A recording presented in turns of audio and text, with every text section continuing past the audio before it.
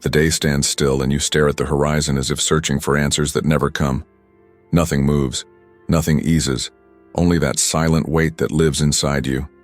Short breaths trying to keep up with thoughts that are too long. The world rushing by outside, and you trying to survive inside. I know it hurts. I know that this emptiness disguised as strength has been with you for too long.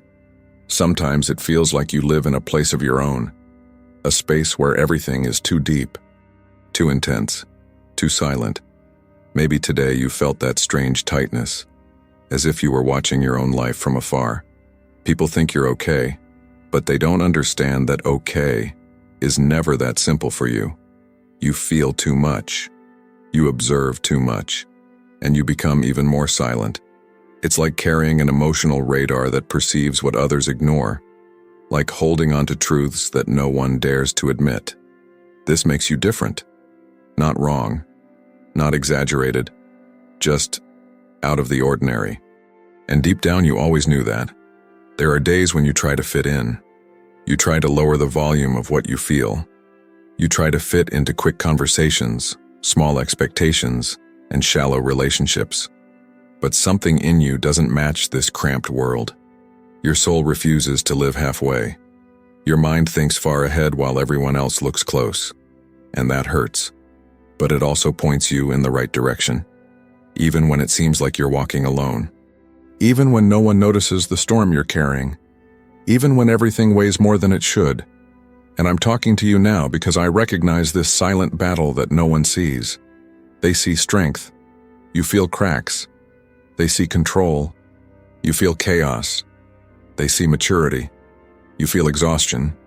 The truth is, you've always needed to be too strong, too soon. And that shaped you. That hardened you. That protected you. But it also tired you. And despite everything, you keep going. Because somehow giving up was never an option for you. Few realize it, but there's something rare about you. Your mind doesn't work like most people's. It dives deep. It connects dots that others don't even see. It feels the world as if everything has more weight and more truth. Your heart, then, it carries old memories, scars that you disguise with a polite smile. And yet you love. And yet you try. And yet you remain someone who gives more than they receive. That's not weakness. That's uniqueness.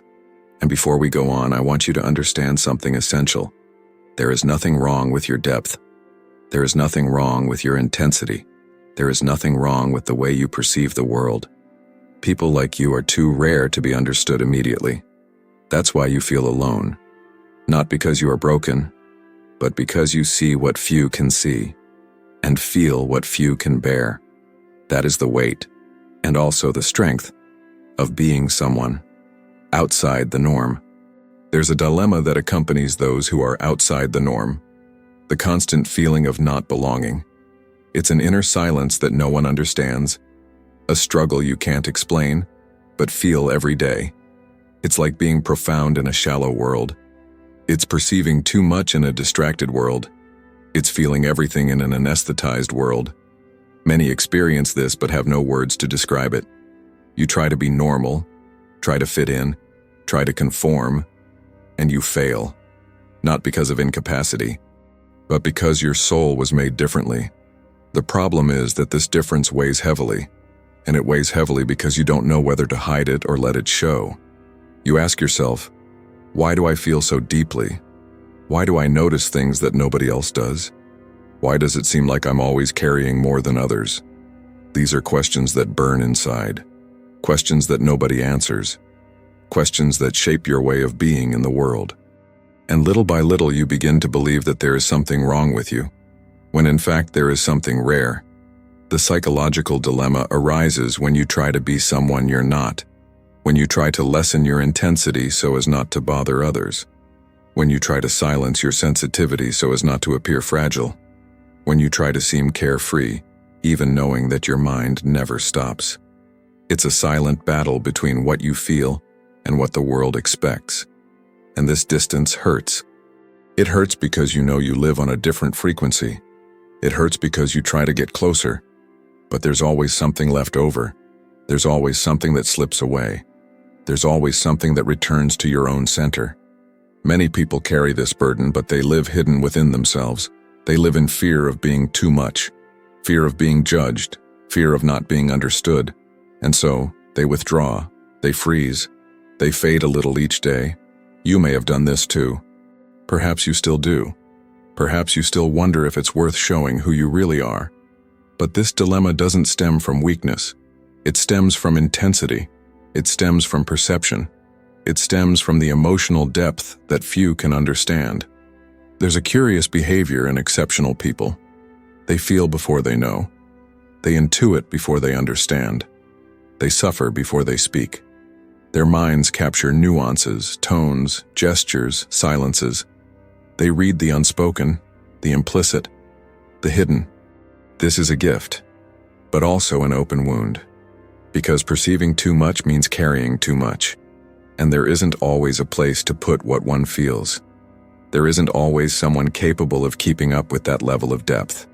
And this transforms into emotional loneliness. And then the fear of being seen as excessive is born. The fear of being considered complicated. The fear of being labeled as too sensitive. That's why you stay silent. That's why you observe. That's why you carry on without complaining. And little by little, this habit becomes identity. It becomes a way of existing. It becomes a wall. The truth is that many people live with this dilemma, but call it something else. Shyness, tiredness, isolation. But deep down, it's unrecognized depth, intensity without space, the psychology of those who he was born to see beyond. The root of this behavior begins early, long before you realize it. People who are exceptional learn from a young age to observe their surroundings before they even exist within them. They perceive the emotional climate of the home, the tone of conversations, the silences, the tensions. It's as if their minds are born too open, picking up on what no one talks about, feeling what no one acknowledges. This precocious sensitivity creates depth, but it also creates caution. And this caution, over time, transforms into an emotional habit. A habit of measuring the world before stepping into it. Often this intensity stems from high expectations. From a young age, you were treated as someone strong, mature, responsible, and children like that quickly learn that they can't falter, that they can't ask for help, that they can't feel too much. So they swallow their tears, hold back the pain, and carry on. The depth grows, but the right to be vulnerable diminishes. And when a person grows up without being able to show fragility, they learn to feel in silence. They learn to withdraw. They learn to become different inside. Another factor is the insecurity formed in childhood. When you grow up trying not to disappoint anyone, your mind starts to function like a radar. An attentive emotional radar prepared to avoid conflicts, rejections, or judgments.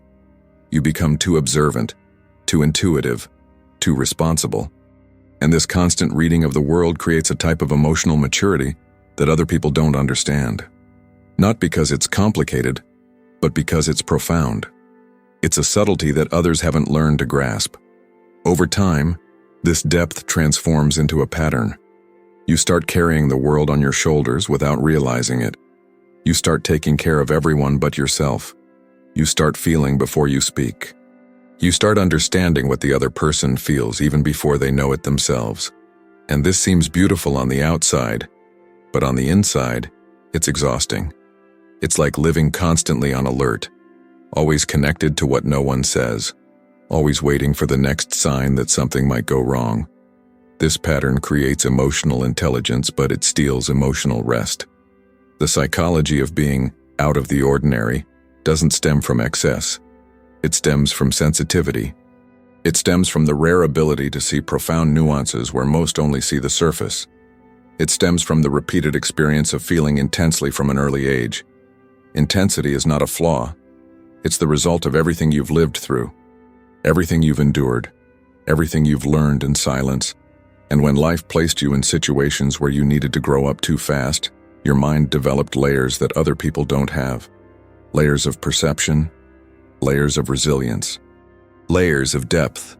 And that's why you're different. Not because you want to be, but because you needed to be. Depth became a shield. Sensitivity became a compass. Intensity became a way to survive. People outside the norm aren't complicated. They're trained by life. They're shaped by silent pains. They're formed by expectations that were never spoken, but always felt. And now, as adults, they carry a mind that asks too many questions, feels too much, perceives too much. A mind that she lives seeing the world with a clarity that hurts, but also with a truth that sets free. Imagine someone sitting on the edge of their bed at the end of a day that feels like it lasted a whole year. They hold their phone, but don't answer anyone. Not because they don't want to, but because they don't have the strength to translate what they feel. The silence is oppressive. Their mind races. Their heart aches. And they think, why is everything in me so intense? Outside, the world goes on. Inside, they try to breathe. And nobody sees. Nobody notices this silent battle. Nobody understands the price of feeling too deeply. Now imagine another scene. A man at a cafe table, looking at the people around him as if he were on another planet. Everyone is laughing, talking, distracted. He observes in silence. He notices details that no one else sees. The tired look of the woman alone, the tension in the couple's smile, the hidden haste in a young man's step. He feels everything. He absorbs everything. But he says nothing. Inside, he thinks, why do I notice so much? Outwardly, he seems merely quiet. Inwardly, he is exhausted from existing. These people, perhaps like you, live invisible stories. Stories where the mind seems like a window too wide open to the world, where every gesture has meaning, every word has weight, every silence carries a question. And when they can't explain this to anyone, solitude becomes their refuge. Not because they want to be alone, but because no one can grasp what they feel. It's a kind of depth that doesn't fit into quick conversations. It doesn't fit into superficial relationships. It doesn't fit anywhere. And this is where psychology connects to history. Their sensitivity didn't just appear now. It was built. Mold after mold, pain after pain, observation after observation. They grew up picking up on what the environment didn't say. They grew up interpreting the emotions of others as if they were their own. They grew up trying not to cause problems, trying not to draw attention, trying not to be too much. And this pattern, so old, now appears in these small scenes of everyday life, where the person sees everything, but doesn't know where to place it. In these characters, there's something you might recognize in yourself. A heart overflowing with feelings that never had space. A mind that functions independently, even when it begs for rest. A life where everything is perceived before it's said. They walk as if they're always emotionally ahead, as if they live 2 seconds before the world, 2 feelings before other people, 2 thoughts before the conversation. That's a gift, that's a wound, that's you. And if you saw yourself in any of these stories, don't be surprised. People who are outside the norm often live like this, in profound silence, with high intensity, and with a sensitivity that the world doesn't know how to embrace. They feel out of place, not because they are inadequate, but because they feel in HD while the world is still in low resolution. These scenes are not an exaggeration. They are real portraits of a mind that feels too much, and a heart that hides so as not to, overflowing. They are portraits of you. No one realizes how emotionally anticipatory you are. Before someone even speaks, you've already sensed their intention. Before someone asks, you've already offered. Before someone hurts you, you've already created distance. This isn't coldness, it's protection. A protection born from understanding at a young age that feeling too much can be dangerous. On the outside, you seem balanced. On the inside, you calculate every step to avoid collapsing. And no one sees this daily effort. No one sees the exhaustion of always being vigilant. No one realizes that exceptional people carry 2 versions of themselves. The first is the one the world sees: strong, mature, calm, intelligent. The second is the one that lives inside: tired, sensitive, silent, overwhelmed.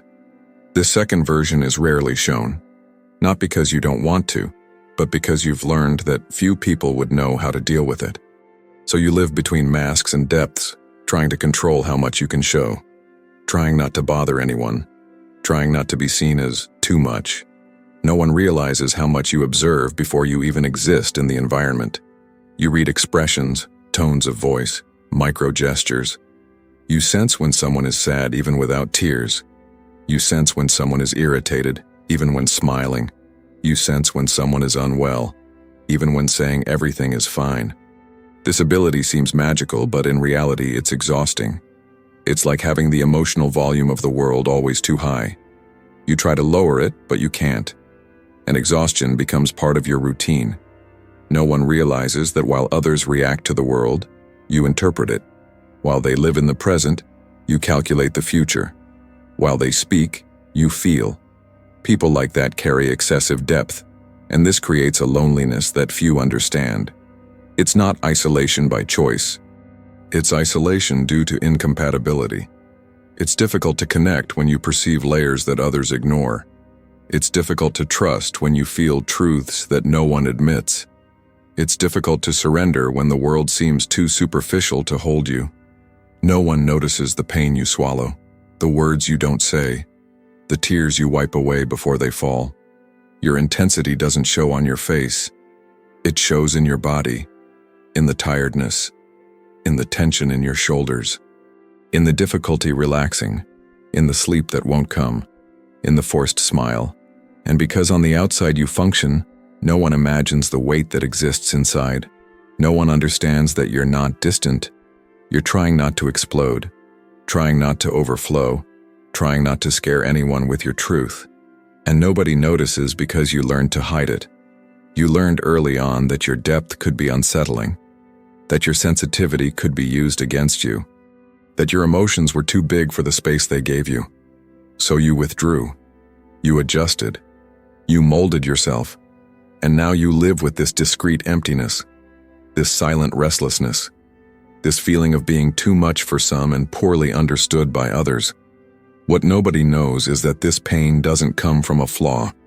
It comes from a depth that the world hasn't yet understood. He learned to welcome. Living like this creates invisible scars. You start to feel like you're always carrying more than you should. You start to believe you need to solve everything alone. You start to get used to emotional exhaustion as if it were a natural part of life. And, without realizing it, you normalize the pain. You normalize the silence. You normalize the feeling of not fitting in anywhere. It's a kind of exhaustion that doesn't come from the body, but from the soul. And the more you try to ignore it, the more it grows. The more it weighs you down. The more it distances you from yourself. Relationships begin to suffer first. Not because you don't love, but because you feel too much. Small gestures hurt you. Silences confuse you. Distances trigger internal alarms that others don't even notice. You try to explain, but words fail you. So you hold back. And when you hold back, you accumulate. And when you accumulate, it wears you down. People who are exceptional love deeply, but tire quickly of shallow relationships. And this contrast creates a loneliness within their own connections. A feeling of being accompanied, but not understood. Self-esteem is also affected by this pattern. You start to think you're too sensitive, too intense, or too complicated. You begin to doubt your own perception. You start to wonder if the problem lies within you. And this doubt, repeated for years, becomes a certainty. An unfair, silent, and cruel certainty. You forget that your depth is rare. You forget that your sensitivity is strength. You forget that your intensity is truth. And you see yourself as small in a world that doesn't understand your emotional greatness. Life's decisions also change. You start to back away even before trying. You start avoiding situations that could hurt you. You start to shy away from opportunities for fear of feeling too much again. It's a kind of self-protection that becomes a prison. You live, but you don't surrender. You move, but you don't expose yourself. You walk, but you don't belong. And when you realize it, you're already living like someone hiding inside their own skin, trying not to bother the world, while suffocating inside. The future also feels the impact. You walk with excessive caution, thinking that any wrong step could reopen old wounds. And since no one knows about the internal struggle within you, No one understands your pace, your fear, your hesitation. You learn to adapt to the world, but the world doesn't learn to adapt to you. And this lack of emotional reciprocity tires you in a profound way. It leaves you exhausted from trying to exist in environments that don't have space for your intensity. And the most silent consequence of all is disconnection from oneself.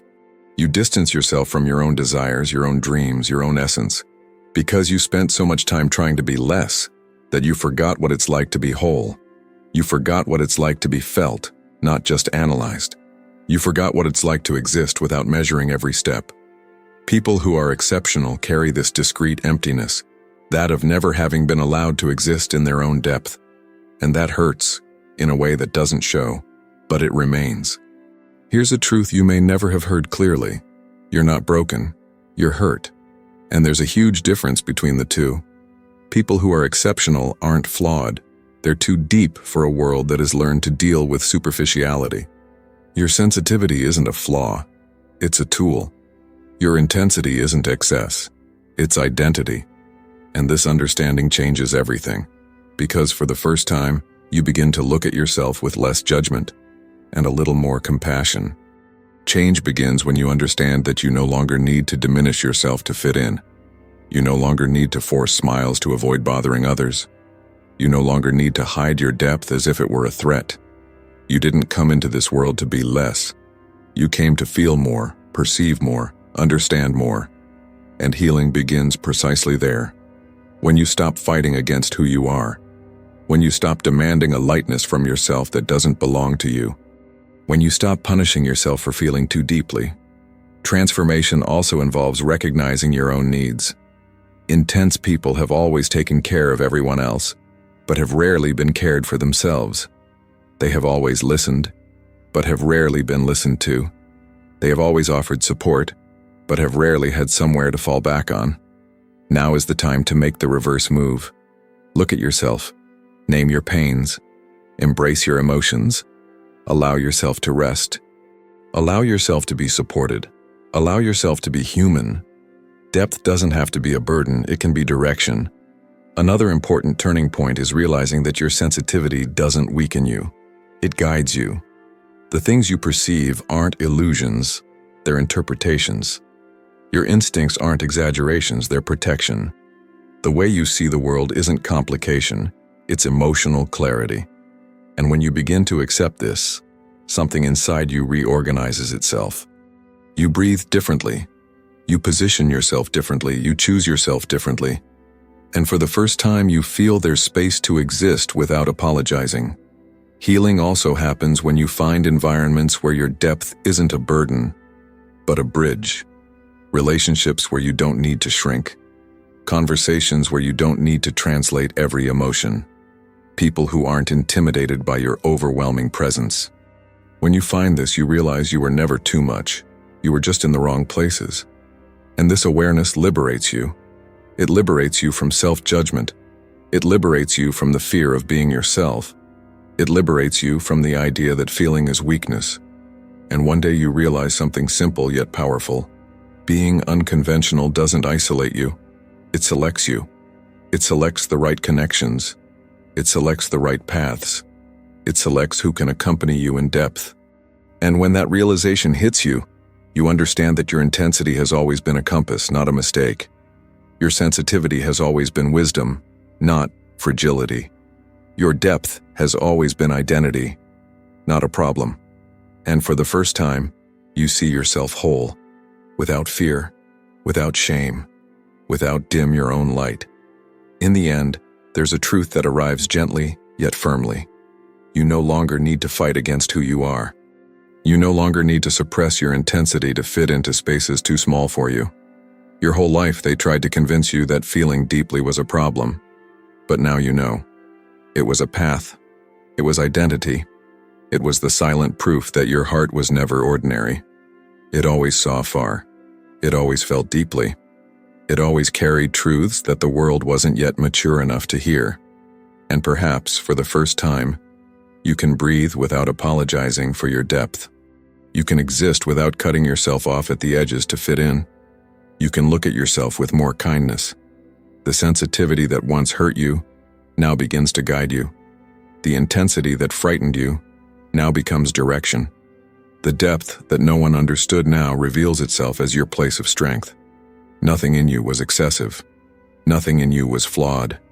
You were just more real than the world was prepared to receive. From here on out, the journey isn't about changing who you are. It's about returning to yourself, recovering parts you've silenced, rescuing dreams you've kept hidden, honoring emotions you've swallowed, and allowing your soul, for the first time, to breathe fully. It's not a quick path. It's not simple, but it's real. And above all, it's yours. A path that doesn't demand you be less. It only demands that you be you, without fear, without disguise, without diminishing yourself to be accepted. And when you begin to allow yourself to exist in your truth, something in the world changes too. Connections change, environments change, choices change, pains lose their power, burdens become less intense, because you stop fighting against your own nature and begin to walk alongside it. It's a silent, intimate, and transformative reunion, a kind of return home. Only home is you, and you finally realize that you were never wrong. You were just trying to hide from your own light. In the end, a reflection remains that may echo within you. It's not that the world is too big. It's that you've always been too deep to get lost in it. Your sensitivity is your mark. Your intensity is your signature. Your depth is your identity. And no one can take that away from you. Don't try to fit in where your soul doesn't breathe. Don't try to diminish the beauty of what you feel. Don't try to hide what makes you unique. You are not too much. You are rare. And if this message touched something within you, if it made sense, if it brought clarity or rest, here's a simple, human, and sincere invitation. Subscribe to the channel, leave your like, and activate the bell. Not to help me, but to prevent the world from stealing the space where you can finally exist fully, deeply, and outside the box. Here, your truth is welcome.